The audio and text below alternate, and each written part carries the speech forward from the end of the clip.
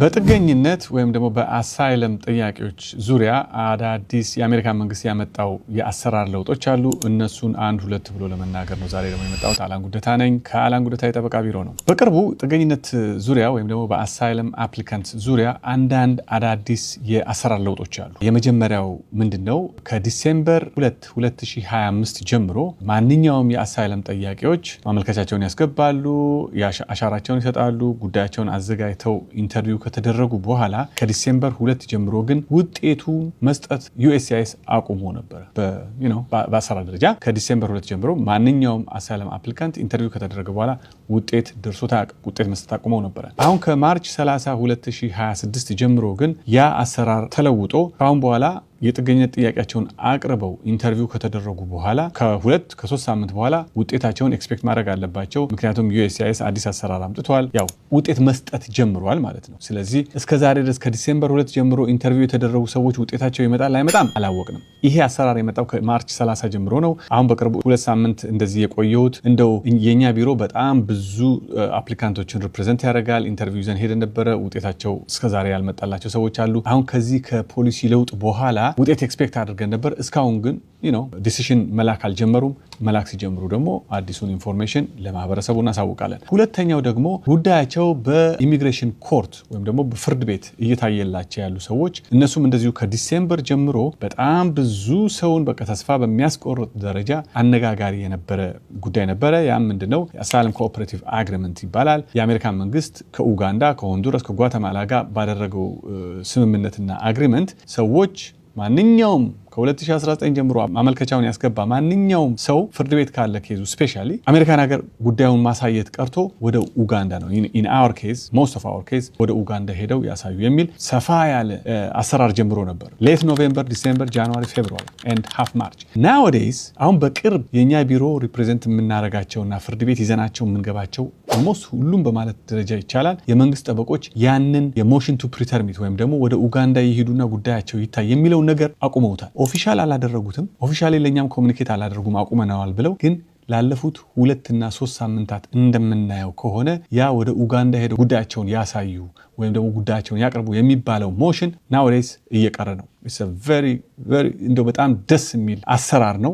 በቅርቡ ሚዘናቸው ፍርድ ቤት የገባ ነው። ያ ነገር አልገባላቸውም። ስለዚህ ጉዳያቸውን ፍርድ ቤት አቅርበው እየተፈቀደላቸው ይገኛል። which is really good። በጣም ደስ ብሎናል እኛም ራሳችን ማለት ነው። ስለዚህ ከጠበቆቻችሁ ጋር ፕሊስ እንደው በጣም በቅርበት ለመነጋገር ሞክሩ። እያንዳንዱን ነገር በየጊዜው ነገሮች ይለዋወጣሉ። ጠበቆቻችሁ የሚሏችሁን ነገር ለማዳመጥ ሞክሩ። ብዙ ጊዜ ፍርድ ቤት በምንሄድበት ጊዜ አሁን ይሄ ነገር እንደ ፖሊሲ የወጣ ነገር አይደለም። እንደ ፕሮሲጀር ወይም ደግሞ ለሁሉም ሰው በፖሊሲ ደረጃ የታወቀ ነገር አይደለም። ግን ፍርድ ቤት በየጊዜው ስለምንሄድ አሰራሩን እናየዋለን። ዳኞቹ ምን ላይ ነው የሚያተኩሩት? የመንግስት ጠበቆች ምንድነው አሰራራቸው? እንዴት ነው አካሄዳቸው? የትኛው ነገር ላይ ይጠነክራሉ? እነዚህ ነገሮች ውስጥ ስለምንገባ ነው የምናየው። ስለዚህ ብዙ ጊዜ ጠጋ ብላችሁ አንዳንድ ነገር መናገር፣ መጠየቅ ወይም ጠበቆቻችሁን ማነጋገር እንደዚህ አይነት ፖሊሲ ባልሆነ ነገር ግን የሚጠቅሙ ኢንፎርሜሽኖችን ልታገኙ ትችላላችሁ። እርግጠኛ ነኝ በጣም የሚጠቅማችሁ ኢንፎርሜሽን ነው ብዬ ነው ያጋራኋችሁ። የዛሬው መረጃ ይሄን ይመስላል። በሚቀጥለው ጊዜ ደግሞ በሌላ መረጃ እመጣለሁኝ። መረጃ ለስኬት ቁልፍ ነው።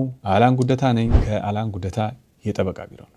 ሁለተኛው የኒውዮርክ ታይምስ ኢንቨስቲጌሽን ሪፖርት የዋይት ሃውስ ከዚህ በኋላ ሳይለንት የሆነ ኢንፎርስመንትን ወይም የተደበቀ ኢንፎርስመንትን እንደሚከተል ያሳየበት ነው።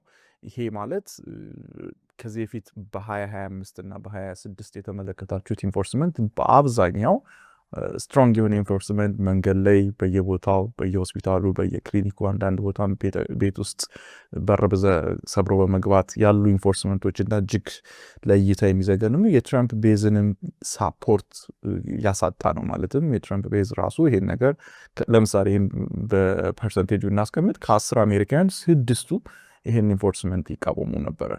ስለዚህ ያን ተቃውሞ ለመቀነስና ለማብረድ እንግዲህ ሚድተርም እየመጣ ስለሆነ ከዛ አንጻር ኢንፎርስመንት ሂደቱን ከፐብሊክ እይታ በተደበቀ ሁኔታ ማካሄድ ነው። ለምሳሌ በአብዛኛው ስሮች USCIS ኦፊስ ላይ እንዲካሄዱ ማድረግ፣ ፍርድ ቤት ላይ እንዲካሄዱ ማድረግ። ይሄ ፐብሊኩ ብዙ ኤክስፖዠር የሌለበት ኦፊሰሮቹ እነዛን ሰዎች ይጠራሉ ለባዮሜትሪክስ አፖይንትመንት፣ ለኢንተርቪው አፖይንትመንት፣ ለፍርድ ቤት ቀጠሮ በዛ ሰዓት ላይ ማሰር። ሁለተኛው ደግሞ ሳይኮሎጂካል ፕሬሸር ማሳደር በማስታወቂያዎች በሚሰሩ ዘገባዎች ሰዎች አሜሪካ ውስጥ ያላቸውን ቆይታ አቋርጠው እንዲሄዱ ስጋት ውስጥ በማስገባት ማድረግ። ሶስተኛው የተለያዩ ቤኔፊቶችን ማቋረጥ ለኢሚግራንቶች እና ግሪን ካርድ ሆልደሮች ሃውዚንግ እንዳይጠቀሙ ማድረግ፣ ኢንሹራንስ የጤና ኢንሹራንሶች እንዳይጠቀሙ ማድረግ፣ ያን የሚያደርጉ ከሆነ ኮንሲኩዌንሱን ከፍተኛ ማድረግ፣ ብድር እንዳያገኙ ማድረግ፣ ባንክ አካውንት እንዳይከፍቱ ማድረግ። እነዚህ ሶሻል እና ኢኮኖሚካሊ ተጠቃሚነታቸውን ሲያሳጣቸው እንግዲህ ሳይኮሎጂካል ኤንድ ይሄ በሆነ መጠን ነጅ ማድረግ ማለት ነው፣ በትንሹ መግፋት፣ ከዛ በኋላ ራሳቸው ጥሎ እንዲሄዱ ማድረግ። ይሄን አይነት ኢንፎርስመንት ለሚቀጥሉት 2 ዓመታት አግሬሲቭሊ የምንመለከተው ይሆናል ማለት ነው። አንዳንድ ጊዜ የስራ ወርክ ፐርሚቶች አፕላይ አድርገው ሰዎች 6 ወር 7 ወር ወርክ ፐርሚታቸው ሳይመጣ እንዲቆይ ማድረግ። ስለዚህ የሚሰሩት በሌሎች ኢሚግራንቶች ላይ በርደን ይሆናሉ ወይም ደግሞ ጥለው ሀገር እንዲሰደዱ እንዲወጡ ያደርጋቸዋል ማለት ነው። ስለዚህ እንደዚህ አይነት የኢንፎርስመንት መንገዶችን በሚቀጥለው ዓመት በስፋት የምንመለከት ይሆናል፣ በዚህ ዓመት ጨምሮ ማለት ነው። እንግዲህ አሁን ሁለተኛ የጠቀስኩት ሳይለንት ኢንፎርስመንት አንዱ እንደምታውቀው በአብዛኛው እዚህ ሀገር ከአሜሪካ ውስጥ ካለው ማህበረሰብ በጣም ዝቅተኛ የሆነ ኑሮ ነው የሚኖረው ኢሚግራንቱ። ይሄ ኢሚግራንት ነው ቤተሰቡን እንደገና ኢሚግራንቶችን ሆስት አድርጎ ያለው ወይም በቤቱ ያስጠጋው የከለለው። ለምሳሌ አንድ ቤት ውስጥ ተጨማሪ ግለሰቦች አሉ። እህት ወንድሙን፣ እናት አባቱን ያስጠጋል። ለትምህርት የመጡ ሰዎችን ያስጠጋል። በዝምድና የተራራቁ ዘመዶች ሁሉ አሜሪካ ውስጥ እንደ ቅርብ በመሆን ሰዎች እዚህ ኢሚግራንቶች ላይ የሚጠጉበት በአንድ ቤት ውስጥ ብዙ ሆነ የሚኖርበት ሁኔታ አለ። ስለዚህ ወርክ ፐርሚቶች በዘገዩ ቁጥር፣ ሰብሲዲዎች በቀነሱ ቁጥር፣ የሃውዚንግ ቤኔፊቶች በቀነሱ ቁጥር እዚሁ ኢሚግራንቱ ላይ ነው በርደን የሚጨምረው። ስለዚህ ኢሚግራንቱ የበለጠ ድሃ ወደ መሆን ይሄዳል፣ ኢኮኖሚካሊ ብዙ ይሰቃያል ማለት ነው። እና እነዚህ ኢምፕሊኬሽኖቹ ከባድ ናቸው። ሁለተኛ ኢንሴንቲቭ አይኖርም ማለት ነው። አሜሪካ ውስጥ የመቆያው ኢንሴንቲቭ በጣም ይቀንሳል። ለምሳሌ አሳይለም ጠይቀት ወርክ ፐርሚት ማታገኝ ከሆነ ጥላይ መሄድ፣ በካኝ ብላይ መውጣት ነገሮች ይመጣሉ፣ ኢንሴንቲቭን ከቆረጡት ማለት። ስለዚህ ኢንሴንቲቭን ከት ብናረገው ብዙ ሰዎች አሜሪካን ለቀው ይወጣሉ የሚል ወይም ደግሞ ኢሚግራንቱ በኢኮኖሚ ይደቃል። ስለዚህ ፖቴንሻሊ እዚህ ላለው ተወላጅ የሚያሳድረው ተጽዕኖ በጣም ዝቅተኛ ይሆናል ማለት ነው። ኢንፍሉዌንሱም ይቀንሳል። ፖለቲካሊም ያለው ኢንፍሉዌንስ በጣም ዝቅታል። እንግዲህ መርሳት የሌለብን ነገር እዚህ ጋር አብረን በአጠቃላይ ያለን ይሄ ፖለቲካሊ የተለያየ ክርክር ሊያስነሳ ይችላል። ግን ለምሳሌ እዚህ ጋር አንዱ መጥቀስ የቴክሳስ ስቴት የኤች1 ቪዛን ገድቧል። በሜዲካል ዘርፍ ላይ ለምሳሌ መንግስት ሆስፒታሎች ኤች1 ስፖንሰር እንዳያደርጉ አድርጓል። ቴክሳስ ገቨርነሩ ፈርሞ ማለት ነው። አሁን ኦሃዮ ተመሳሳይ ነገር እየተከተለ ኦሃዮ ትምህርት ቤቶች ላይ ምንም አይነት ስፖንሰርሽፕ ኤች1 ስፖንሰርሽፕ እንዳይኖር ህግ አውጥተው የመጀመሪያውን የሴኔት ምክር ቤት አልፏል፣ ጸድቋል። እንግዲህ አሁን የመጨረሻውን ሂደት እየተጓዘ ነው። ስለዚህ ይሄን ስትመለከት አንዳንድ ስቴቶች ስትሮንግ የሆነ የኢሚግሬሽን ኢንፎርስመንት በተለይ የሪፐብሊካን ስቴቶች እየወሰዱ ነው። ኦቨርኦል ይሄ ኢኮኖሚካሊ ምን ያህል አሜሪካን ይጠቅማል ወደፊት የምንመለከተው ነው። በአንድ በኩል የኤአይ ሪቮሉሽን አለ፣ የሰዎችን ሌበር ፎርስ እየቀነሰ ነው። በሌላ በኩል ደግሞ አሜሪካ ውስጥ ዝም ብለህ እንኳን ብትመለከተው የትኛው ስቴት ነው ሀብታም ብትል ትልቁ ሀብታም ስቴት ካሊፎርኒያ ነው። ካሊፎርኒያ ውስጥ ግማሹ ኢሚግራንት ነው እና አሜሪካ ውስጥ ኢሚግራንት የበዛባቸውን ስቴቶች ብትመለከት ኢሚግራንት ቁጥራቸው በጣም አነስተኛ ከሆኑ ስቴቶች እጅግ ሀብታም ናቸው። ለምሳሌ ብዙ ኢሚግራንት የሌለባቸው ሚሲሲፒ፣ አላባማ፣ አርካንሳስ እነዚህ ጋር ብትሄድ የኢሚግራንት ቁጥር በጣም አነስተኛ ነው። የድህነቱ መጠንም በጣም ሂውጅ ነው። አንዳንድ ስቴቶች እና ከተሞች ብትመለከታቸው ምናልባት ሐዋሳ ውስጥ ካሉ ኢትዮጵያ ውስጥ ካሉ ከተሞች እንደ ሐዋሳ እንደ ባህር ዳር ካሉ ከተሞች ሁሉ ያነሰ ስልጣኔ ያላቸው ቦታዎችን ልትመለከት ትችላል። የኢሚግራንት መጠን ደግሞ በጣም ከፍተኛ የሆነባቸው ለምሳሌ ካሊፎርኒያን፣ ቴክሳስን፣ ፍሎሪዳን፣ ኒውዮርክን ብትመለከት ሀብታም ናቸው። የቢዝነስ ኢንቫይሮንመንቱ በጣም የተነቃቃ ነው። ይህን አስፔክት ስትመለከተው ኢን ሎንግ ተርም ኢኮኖሚያቸው እንደሚጎዳ ልጠራጠርም። እነዚህ ኢሚግራንቶችን የማይቀበሉና ብዙ ኢሚግራንት የማይኖራቸው እንግዲህ ሀገራችን ውስጥም ያለውን ኢንቫይሮንመንት ብትመለከት ለምሳሌ ድብልቅ ያለበት ማህበረሰብ በአብዛኛው ያድጋል። ለምሳሌ አዲስ አበባ ከኢትዮጵያ ከተሞች በተቻለ መጠን ሁሌ እያደገ ያለ ነው። ምክንያቱም ከሁሉም ቦታዎች የሚመጣን ሀብት ነው የሚሰበሰበው።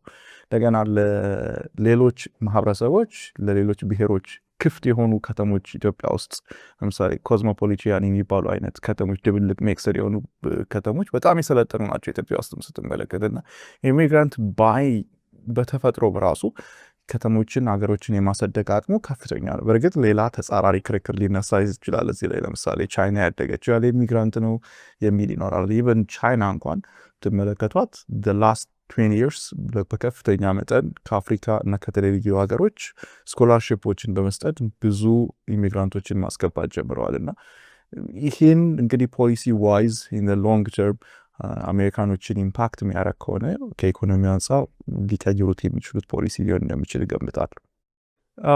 እንግዲህ አፕሩቫል ሬቱን ዝም ብለን እንመልከት እስቲ ምን ያለው የኢሚግሬሽን ኢንፎርስመንት አፕሩቫል ሬት ምሳሌ 35% አሜሪካኖች ይሄ አሁን ያለው አፈጻጸም በጣም መስመር ለቋል ብሎ ያስባሉ። ይሄ ማለት ማርች 2025 ላይ ከነበረው በጣም ከፍተኛ ሌቨል ነው ዝቅ ያለ። ማርች 2025 ላይ ብዙ አሜሪካኖችን ብጠይቅ ይደግፉ ነበር። ኦልሞስት 80% አካባቢ ያ ነው ድሮፕ ያደረገው። የአይስ ኦፕሬሽንን ቅድም እንዳልኩ ከ10 አሜሪካኖች 6ቱ አይደግፉትም። አሁን ያለው ኢንፎርስመንት 60% አካባቢ አሜሪካኖች ይህን ሳፖርት አያደርጉም ማለት ነው። ኦፍኮርስ ይህ ፓርቲያን ነው ማለት በፓርቲ ሌቨል ነው ድጋፉ። ለምሳሌ በጣም ማጆሪቲ ሪፐብሊካን ይሄን ይደግፋሉ። ወደ 78% ሪፐብሊካን የትራምፕን የኢሚግሬሽን ኢንፎርስመንት ይደግፋሉ። 91% ዲሞክራቶች ደግሞ ይቃወማሉ። ኢንዲፔንደንቶች ናቸው በጣም ወሳኞቹ። እንግዲህ ኢንዲፔንደንት ቮይስ በከፍተኛ መጠን ይህን ኢንፎርስመንት እየተቃወመ ነው ያለው። እዚህ ኦቨርኦል ብትመለከተው የኢሚግሬሽን ኢንፎርስመንት በዚህ ሌቨል መሆኑን የሚደግፈው አካል እያነሰን እየሄደ ያለው። ሬስቶራንቶች እየተጎዱ ስትመለከት፣ ከዚህ በተጨማሪም ብዙ የኢሚግራንት ቢዝነሶች ሲጎዱ ማህበረሰቡ ላይ ያለው መነቃቃት እየቀነሰ ሲሄድ ምናልባት ኢኮኖሚው ኤቭሪቲንግ ነው የትራምፕ ድጋፍ በጣም ሊቀንስ እንደሚችል እገምታለሁ። ሚድተርም ላይ አንዱ ሚስኮንሰፕሽን ምንድነው መሰለ አሜሪካ ውስጥ ያለው ኢሚግራንቶችን ብቻ አይደለም የሚደግፈው ኮንሱመር ነው። እዚህ ሀገር በአብዛኛው ኢሚግራንቶቹ ኮንሱመር ናቸው። ቤቶች ይከራያሉ፣ ስቶሮች ሄደው እቃ ይገዛሉ፣ ግሮሰሪዎች ሄደው ኮንሱም ያደርጋሉ። ኤክሳይትድ ስለሚሆኑም ይሄ የገንዘብን የመቆጠብ ባህል የፋይናንስ ሲስተም እውቀቱም ስለሌላቸው የሚቆጠብም ይሄን ያህል ገንዘብ ላይኖርም ስለሚችል በአብዛኛው ይሄ ገንዘብ የሚያገኙት ገንዘብ የሚለው ኮንሳምፕሽን ላይ ነው። ወደ ሀገራቸው ሲሄዱ 4፣ 5፣ 6፣ 7፣ 8 ሻንጣ ገዝተው ነው የሚሄዱት። ይሄ ባይ ሰልፍ ኮንሳምፕሽን ነው። ስለዚህ ይሄ ነው ኢኮኖሚውን ቡም የሚያደርገው የሚያሳድገው። በጣም ከድህነትን የሚመጡ ስለሆኑ ቶሎ ብለው መኪና መቀየር፣ ቶሎ ብለው ጥሩ ነገር ማድረግ ላይ ነው የሚያተኩሩት። ይሄም ኮንሳምፕሽን ነው። እነዚህ ሁሉ ኢኮኖሚውን ነው ከፍ የሚያደርገው እና የአሜሪካን ማርኬትን ተጠቃሚነት ነው የሚያሳድገው። ስለዚህ ኢሚግራንቶችን ስታወጣ ኮንሳምፕሽኑ ድሮፕ ያደርጋል ማለት ነው። ድሮፕ አደረገ ማለት ካምፓኒዎች ሌበር ፎርሳቸውን ይቀንሳሉ። በአብዛኛው የሚቀነሰው ሌበር ፎርስ ዋይት ኮላር ቢዝነስ ነው። ዋይት ኮላሩ በአብዛኛው ደግሞ እዚህ ሀገር ያለው ነጩ ነው፣ ወይም ደግሞ አሜሪካ ሲቲዝን አሜሪካ ውስጥ የተወለዱ ናቸው፣ የተማሩት አካላቸው። እዚህ ፕሮሚስ ያደረገውም ኢኮኖሚን ማሳደግ፣ ገቢ መጨመር፣ ኑሮ ውድነትን መቀነስ ስለሆነ ሚድተርም ላይ 2028 ላይ ለጄዲ ቫንስ የሚሆን ማርኮ ሩቢዮ ተወዳዳሪዎች ከሆኑ እነሱ እንደ ፕሬዚዳንት ሚድተርም ደግሞ ብዙ የሪፐብሊካን ሴናተሮች ኮንግረሶች ድምፅ ሊያሳጣቸው ይችላል ብዬ ገምታለሁ። ሚድተርም እንግዲህ የመጣ ውስጥ ወራት ነው የቀሩት። ኖቬምበር 2026 ላይ ነው ምርጫ የሚካሄደው።